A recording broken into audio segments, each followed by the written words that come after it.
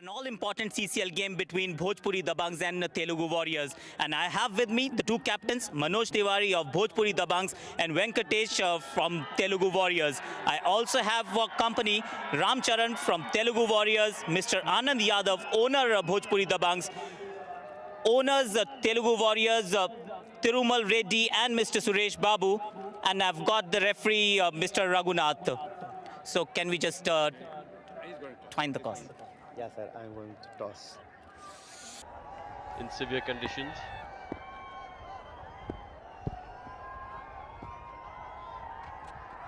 That's much better. A lot of shape on the ball. Came back in a fair distance there. But I have to say one thing here.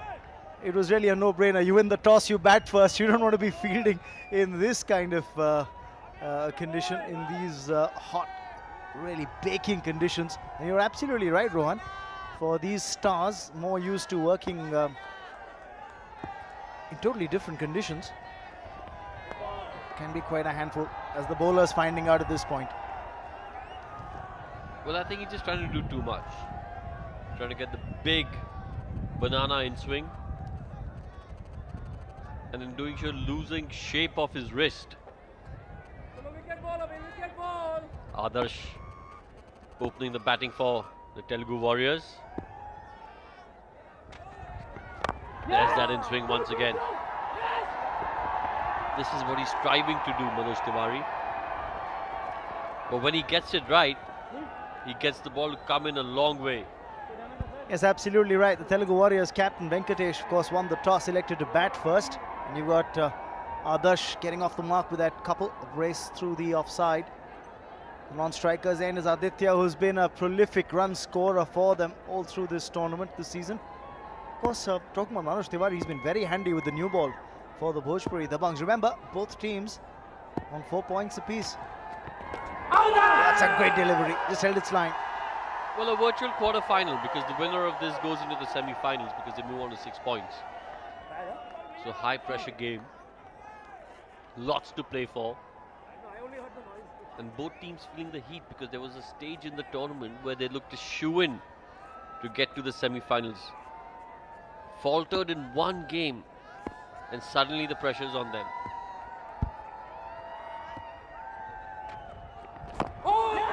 Great shape on that delivery again, came back in a fair distance. Bowling.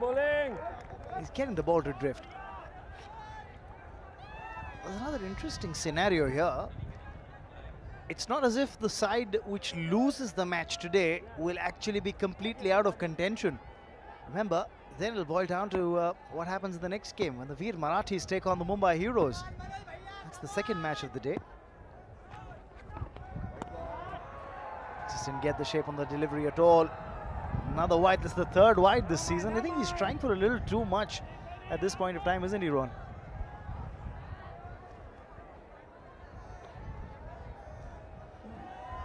Well, he's just got to stick to the basics, get that in-swinger going the way he has, because obviously from what we've seen, Aadarsh hasn't really been comfortable with it. To their point.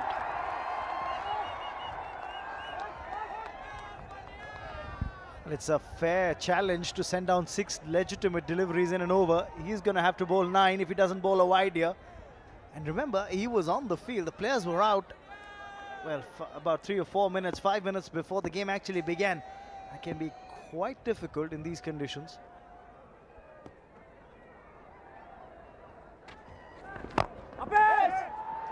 Well fielded indeed, a chance of a run out here. Oh, just took too much time to recover. Well, there was a single in it. The non-striker should have been backing up. End of the first, it's 5 for no loss. That's what happened there. Oh, brilliant piece of effort to stop the ball. But look at the amount of time he took to recover there, Ron.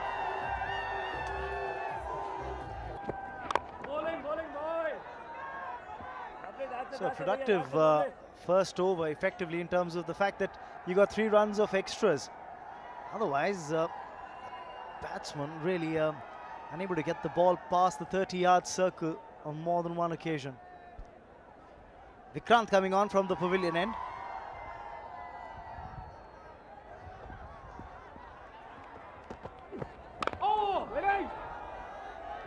seems to be struggling. Aditya as well doesn't really look very comfortable against the incoming delivery. Well, it's been a good start by the Dabanggs, except for the 3 wides. The balls they've got on target have troubled both Aadarsh and Aditya. And that last delivery may have even troubled the bat. So as you can see, they're not too happy with it. They're going to get a replacement.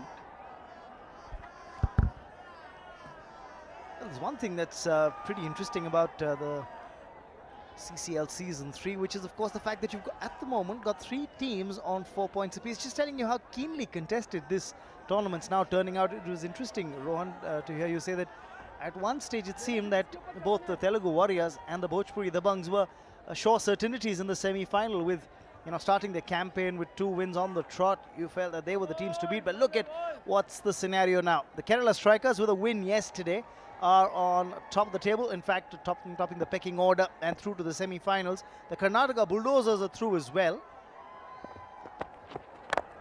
2 slots still vacant, 2 spots up for grabs. That's where you'll have 3 teams all in with a chance. The Telugu Warriors, Veer Marathi, Bhojpuri Dabanggs, all in with a chance. The Mumbai Heroes with an outside chance. If they win a big game by a big margin, get their net run rate up, they have an outside chance.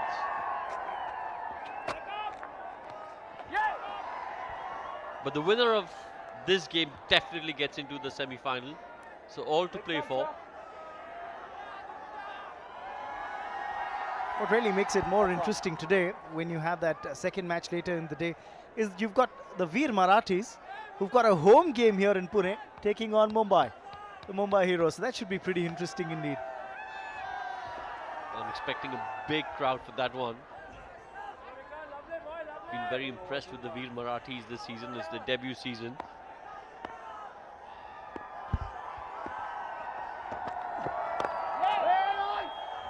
So too is the case for the Bhojpuri Dabanggs, the first season in the CCL, and they've done pretty well so far. Just that one loss, and that too in a match which they probably at one point of time were in a position where you thought they'd win.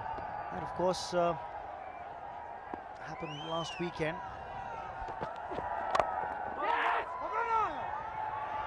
Finally getting a run off that delivery. In fact, coming back for 2. Oh, that's good running. They saw a small window of opportunity and took the second. At the end of 2, it's 8 for no loss.